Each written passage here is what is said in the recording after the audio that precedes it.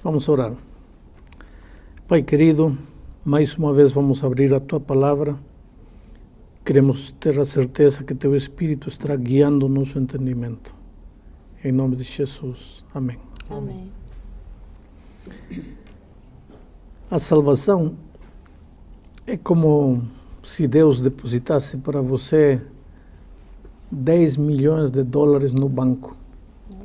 É teu, mas de nada adianta se você não for no banco e pegar o dinheiro para você. Eu diria, a salvação é como um cheque que Deus te dá. Aí está, é um cheque, mas é papel, não vale de nada. A não ser que você vá no banco e desconte o cheque. Aí é dinheiro vivo, aí vale. A salvação é igual. Cristo já fez tudo para te salvar, o cheque está nas tuas mãos, você está salvo. Mas para você apoderar-se da salvação, você precisa fazer algumas coisas. Reconhecer que você é um pecador, arrepender-se dos pecados e suplicar a graça perdoadora de Cristo. Teologicamente chamamos a esses passos arrependimento, confissão e perdão. Eu vou ler alguns textos que mostram a necessidade de arrepender-se, de confessar e de aceitar o perdão divino. Por exemplo, aqui em Atos, capítulo 2, versículo 38, Pedro estava pregando para os israelitas que tinham matado o Senhor Jesus. E quando eles se confrontam com o seu pecado, eles percebem o tremendo pecado que tinham feito. O texto diz, a partir do versículo 37, Atos 2, 37, ouvindo eles estas coisas, compungiu-se-lhes o coração. E perguntaram a Pedro e aos demais apóstolos, que faremos, irmãos? Respondeu-lhes Pedro, arrependei-vos e cada um de vós seja batizado em nome do Senhor Jesus Cristo. Arrependei-vos, arrependimento. O que é arrependimento? Arrependimento é sentir dor pelo pecado que se cometeu. Para sentir dor pelo pecado, você tem que entender que aquilo que você estava fazendo era um ato pecaminoso. Agora, quando você compreende que o que você estava fazendo está errado diante de Deus, então você sente dor no coração. Dor por quê? Dor por ter magoado o coração de Jesus, porque o pecado é a maior agressão contra Cristo. Você sente dor por ter magoado o coração de Jesus e, ao mesmo tempo, sente vontade de abandonar o pecado, vontade de mudar de rumo, vontade de escolher o caminho certo. Tem muita gente que confunde arrependimento com remorso. Remorso é dor e até desespero, porque vão me descobrir pelas consequências do meu erro. Por exemplo, vamos dizer que uma pessoa casada está com outra pessoa e alguém conhecido o vê. Aí ele fica com medo imediatamente e vai contar para minha esposa. Aí ele vai para casa e chora e ora e clama a Deus e diz, Senhor, estou arrependido, por favor, que aquela mulher que me viu não conte para minha esposa, porque senão meu casamento vai acabar. Senhor, por favor, eu estou arrependido, nunca mais, mas por favor, provoca amnésia naquela mulher para que não lembre, ou então deixa ela muda para que não fale. Isso não é arrependimento, porque você não está triste por ter magoado o coração de Jesus, nem tem vontade de se afastar dessa situação. Você apenas está com medo, até com desespero, porque agora vêm as consequências do pecado. Arrependimento não é remorso. Quando você está verdadeiramente arrependido, então vem o seguinte passo, que é a confissão. Você confessa seus pecados. Provérbios capítulo 28, versículo 13 diz, o que encobre as suas transgressões jamais prosperará, mas os que as confessa e deixa alcançará misericórdia. Confessar o pecado e abandonar o pecado. Mas tem mais um texto aqui em 1 São João, capítulo 1, Versículo 9 diz: se confessarmos os nossos pecados, Jesus é fiel e justo para nos perdoar os pecados e nos purificar de toda maldade. Então, a graça de Cristo está a nosso dispor, a salvação é nossa, porque Cristo já pagou o preço, mas de nada vale se eu não me arrependo, se eu não reconheço que estou mal e se eu não confesso meu pecado. No momento em que eu confesso meu pecado, eu estou reconhecendo que magoei o coração de Jesus, que não quero mais essa vida, e nesse momento o Senhor me outorga o perdão. Pastor, uma pergunta. Eu vou tentar ir por partes, né, pela sequência dos acontecimentos que o senhor colocou aí para nós. O senhor mencionou que o pecado, ele causa, quando a gente sente dor, né, é porque a gente está verdadeiramente arrependido de um ato pecaminoso. Mas, pastor, digamos que eu cometi um pecado, eu sei que é errado o que eu fiz, eu gostaria de fazer diferente, mas eu ainda não estou sentindo dor. Você entende? Entendo. E o problema é o seguinte, veja, o arrependimento não é um produto humano. Não é porque você diz, quero me arrepender, que você vai se arrepender. Você nunca vai se arrepender. Por isso que tem muita gente que está vivendo em pecado, sabe que está vivendo em pecado, mas não sente essa dor. Essa dor é trabalho do Espírito Santo. Um dia chegou a mim um homem que disse assim, pastor, eu tenho 3 mulheres, minha esposa não sabe, sou membro de igreja, meus filhos não sabem, eu sei que estou errado, mas pastor, eu não sinto dor, eu acho que para mim já não tem salvação. O que devo fazer? Então eu falei para ele, faz o seguinte, se afasta de todo mundo, fica sozinho, ajoelhe-se e fale para Deus o seguinte, Senhor, eu estou aqui, não quero orar porque eu não tenho vontade de orar, eu estou aqui só porque o pastor mandou, mas estou aqui para te dizer o que eu disse para o pastor, estou em pecado, sei que estou errado, não sinto dor. Não sei o que vai acontecer, mas estou aqui, estou falando contigo e estou te contando isso, porque o pastor disse que eu tinha que fazer isso. Só que nesse momento, misteriosamente, vai acontecer algo. O Espírito de Deus vai começar a trabalhar. E esse homem que não sentia dor, de repente começa a sentir vergonha do que está fazendo. Essa dor, essa consciência do pecado, essa vontade de afastar-se do pecado é fruto do Espírito Santo. Então, para que o Espírito faça isso em teu coração, você tem que ir a Deus, mesmo não sentindo dor, mesmo não querendo, tem que se forçar a ir a Deus, para dizer, Senhor, estou aqui, mesmo não querendo. Aí o Espírito vai fazer o trabalho no teu coração. Pastor, continuando nessa linha de raciocínio, a pessoa ela tem dor, ela tem angústia, ela pede perdão pelos seus pecados, e porque pediu perdão, mudou de vida, ela foi perdoada. Mas mesmo depois disso, ela continua angustiada, ela não se perdoa, né, por alguma razão. E aí, algumas pessoas parecem até que ficam meio que loucas, né, pelas suas histórias do passado. Ela foi perdoada, mas a angústia continua. Como é que funciona isso? Na consciência, o peso na consciência. Um dia o Senhor Jesus encontrou um paralítico. 38 anos paralítico. E Jesus lhe disse, levanta-te, toma teu leito e anda. Se o paralítico tivesse dito, Senhor Jesus, tudo bem, eu quero me levantar, quero andar, mas eu não sinto que estou curado, eu me sinto paralítico, teria ficado paralítico o resto da vida. Aqui está um assunto que é preciso que vocês entendam. Vejam, cristianismo não é sentimento. Cristianismo é fé. E este é outro assunto do estudo de hoje. Fé. Cristianismo é fé, e fé é confiança. Não é sentimento. Vamos imaginar uma criança num poço escuro.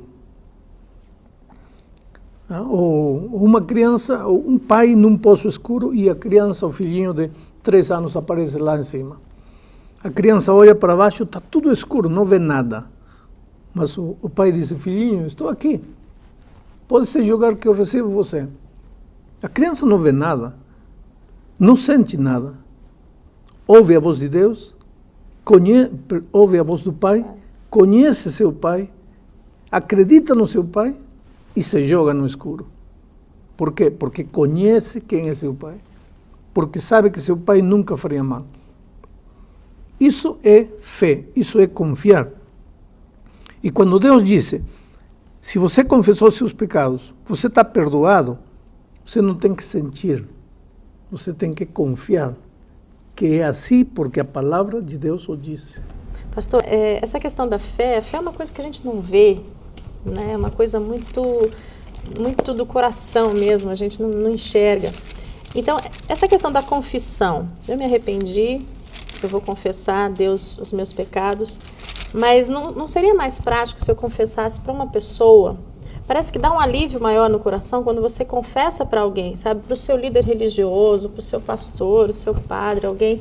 Não é? Parece que dá um alívio maior se você fala para alguém, uma pessoa de carne e osso. Nossa, eu ia justamente fazer essa pergunta, até baseado em Tiago 5,16, onde fala assim, confessai, pois, os vossos pecados uns aos outros. Pois é. Então, o pastor está falando aqui de confessar os pecados a Deus, mas a Bíblia aqui está falando, pastor, confessai, pois, os vossos pecados uns aos outros.